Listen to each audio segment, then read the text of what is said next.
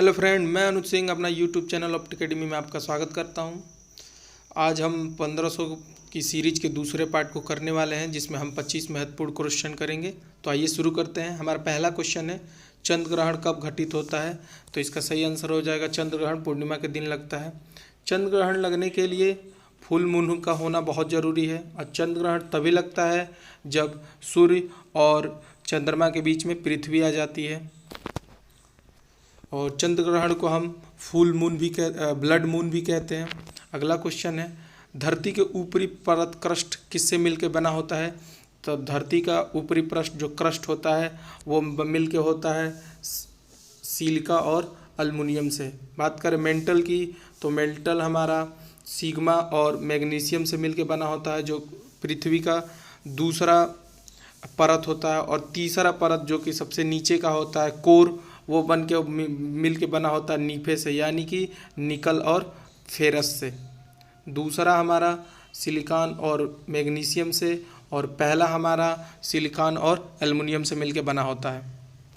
अगला क्वेश्चन है, भूमध्य रेखा निम्नलिखित में से किस देश से होकर नहीं गुजरती है? तो भूमध्य रेखा हमारा मतलब 0 डिग्री इक्वेटर मैक्सिको से होकर नहीं गुजरती है। बात करें भूमध्य रेखा की, तो भूमध्य रेखा दक्षिण अमेरिका के 3 देश इक्वाडोर, ब्राज़ील और कोलंबिया से होकर गुजरती है। अफ्रीका के ये 7 देशों से होकर गुजरती है, जिसमें मुख्यतः कांगो, जायरे या कांगो गणराज्य, युगांडा, केनिया और सोमालिया है। अगर मैं बात करूँ एशिया में, तो एशिया में ये इंडोनेशिया से होकर गुजरती है। अगला क्वेश्चन है, एक शहर ए है जिसका लैटिट्यूड और लॉन्गिट्यूड यानी अक्षांश और देशांतर दे रखा है, और दूसरा शहर बी है जिसका अक्षांश देशांतर दे रखा है। कह रहा है इनके बीच का समय अंतर होगा। तो अगर मैं बात करूं, इनका अक्षांश दोनों का सेम है, यानी कि अगर ये 30 पे है, 30 डिग्री नॉर्थ पे, तो शहर बी भी 30 डिग्री नॉर्थ पे है। लेकिन इनके देशांतर में अंतर है, इसका देशांतर 60 ई है और इसका देशांतर 80 पूर्व है। तो मैं बात करूँ 1 डिग्री देशांतर की वैल्यू 1 डिग्री की वैल्यू 4 मिनट होती है। तो इन दोनों देशों के बीचों की दूरी जो समय में हो जाएगी वो हो जाएगी हमारी 20 डिग्री की, तो 20 × 4 यानी कि 80 मिनट, यानी इन दोनों देशों के बीच समय दूरी होगी 80 मिनट की।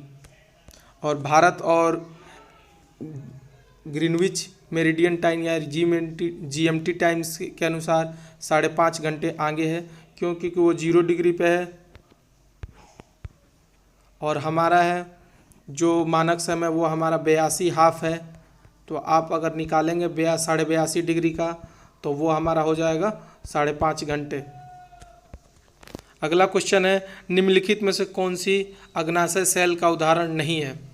तो जो अग्नाशय सेल का उदाहरण है वो हमारा है ग्रेनाइट।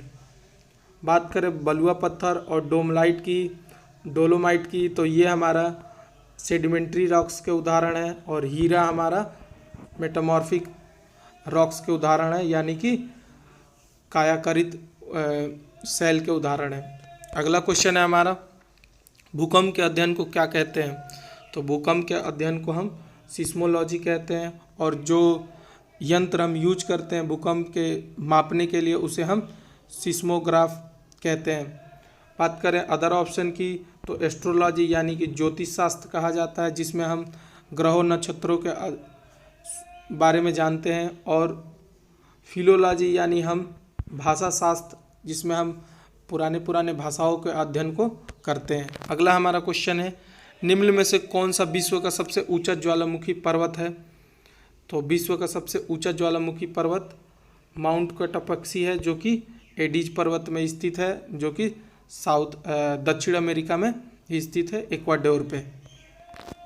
अगला क्वेश्चन है, निम्न में से कौन सी पर्वत श्रृंखला विश्व में सबसे बड़ी है?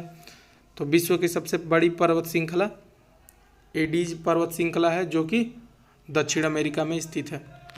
अगला क्वेश्चन है, वायुमंडल में ओजोन परत कहाँ पे स्थित है? तो वायुमंडल में ओजोन परत स्ट्रेटोस्फीयर में पाया जाता है।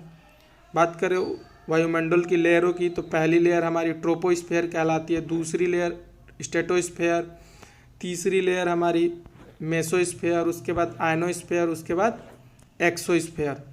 बात करें आयनोस्फेयर की तो आयनोस्फेयर में आयंस पाए जाते हैं और जितने भी कम्युनिकेशन वर्क होते हैं यानी कि दूरसंचार कार्य वो सारे इसी स्फेयर से कराए जाते हैं। जितने भी फ़ोन संपर्क होते हैं या टीवी सिग्नल्स होते हैं सभी आयनोस्फेयर के से होते हैं। और जितने भी एटमॉस्फेरिक कार्य होते हैं यानी वायुमंडल में जितने भी क्रियाकलाप होते हैं वो सारे ट्रोपोस्फेयर में होते हैं। जैसे कि बारिश का होना, हवाएं चलना, ये सारे ट्रोपोस्फेयर में होते हैं।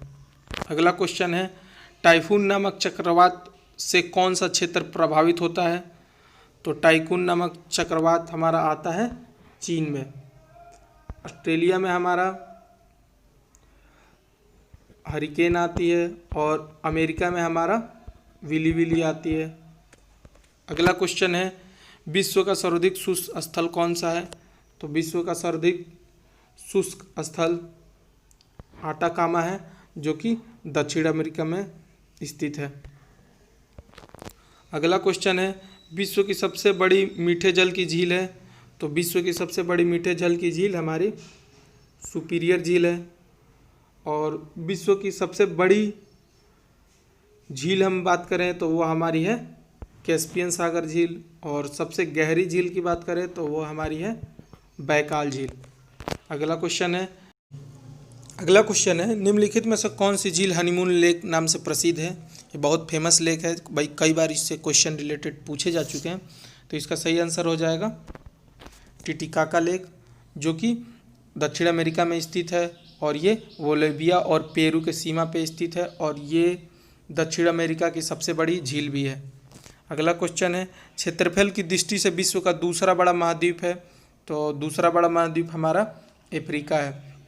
बात करें महाद्वीपों के क्रम अनुसार की क्षेत्रफल से तो पहला हमारा आता है एशिया, दूसरे नंबर पे हमारा आता है अफ्रीका, तीसरे नंबर पे उत्तर अमेरिका, चौथे पे दक्षिण अमेरिका, पाँचवें पे यूरोप, छठे पे अंटार्कटिका और सातवें नंबर पे ऑस्ट्रेलिया आता है। अगला क्वेश्चन है हमारा निम्नलिखित नदियों में से कौन सी सबसे लंबी नदी है? तो इसका सही आंसर हो जाएगा सबसे लंबी नदी अमेजोन नदी है। अब बात करें अदर ऑप्शन की तो कांगो नदी जो कि भूमध्य रेखा को 2 बार काटती है। उसके बाद सांगो नदी की तो इसे चीन का शोक भी कहते हैं।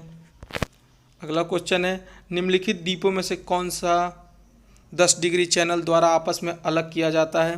तो 10 डिग्री चैनल अंडमान और निकोबार को अलग करता है। अदर ऑप्शन देखें तो मालदीव और लक्षद्वीप को 8 डिग्री चैनल अलग करता है। अगला क्वेश्चन है कौन सा राज्य उत्तर पूर्वी राज्य की 7 बहनों का भाग नहीं है? तो बात करें 7 सिस्टर की जो कि नॉर्थ ईस्ट के 7 स्टेट हैं उनमें जो आते हैं स्टेट्स वो हैं अरुणाचल प्रदेश, आसाम, मेघालय, मणिपुर, मिजोरम, नागालैंड और त्रिपुरा। तो मेघालय भी है, अरुणाचल प्रदेश भी है, त्रिपुरा भी है, पश्चिम बंगाल 7 सिस्टर का भाग नहीं है। तो इसका सही आंसर हो जाएगा ऑप्शन नंबर बी।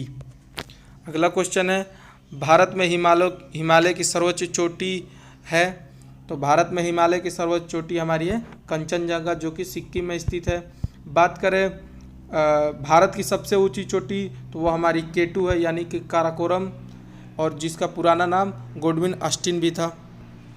अगला क्वेश्चन है बोमडिला दर्रा भारत के किस राज्य में स्थित है? तो बोमडिला दर्रा हमारा स्थित है अरुणाचल प्रदेश में।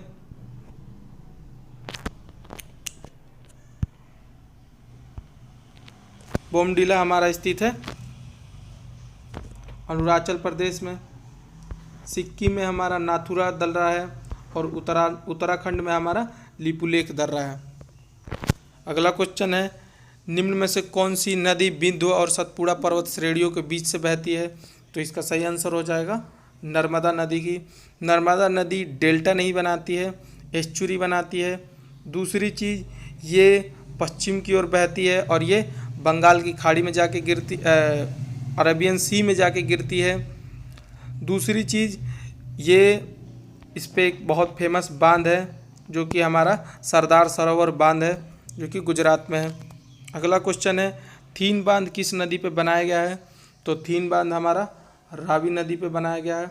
झेलम नदी पे हमारा तुलबुल परियोजना है।